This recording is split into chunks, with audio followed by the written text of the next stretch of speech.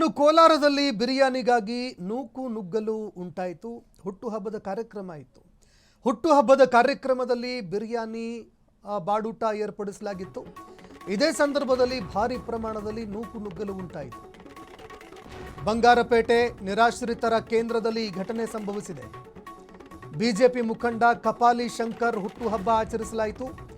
ನಿರಾಶ್ರಿತರ ಕೇಂದ್ರದಲ್ಲಿ ಕೇಕ್ ಕತ್ತರಿಸಿ ಆಚರಣೆ ಮಾಡಿದರು. ಹುಟ್ಟುಹಬ್ಬ ಹಿನ್ನೆಲೆಯಲ್ಲಿ ನಿರಾಶ್ರಿತರಿಗೆ ಬಾಡೂಟ ವ್ಯವಸ್ಥೆ ಮಾಡಲಾಗಿತ್ತು.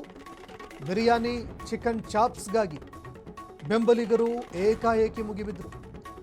ಅಭಿಮಾನಿಗಳಿಗೆ ಬಾಡೂಟ ವ್ಯವಸ್ಥೆ ಮಾಡಿಸಿದ್ರು ಶಂಕರ್ ಅವರು.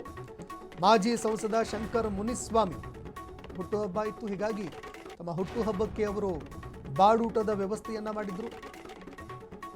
ಕೆಲವು ಬಿಜೆಪಿ ನಾಯಕರು ಕೂಡ ಈ ಒಂದು ಸಮಾರಂಭದಲ್ಲಿ ಭಾಗಿಯಾಗಿದ್ರು. ಆದರೆ ಇದೇ ವೇಳೆ ಬಾಡೂಟದ ವೇಳೆ ಅನೇಕ ಕಾರ್ಯಕರ್ತರು ಮುಗಿಬಿದ್ರು. ನೂಕು ನುಗ್ಗಲು ಕೂಡ ಉಂಟಾಯಿತು. ದೃಶ್ಯಾವಳಿಯಲ್ಲಿ ನೋಡ್ತಾ ಇದ್ರು.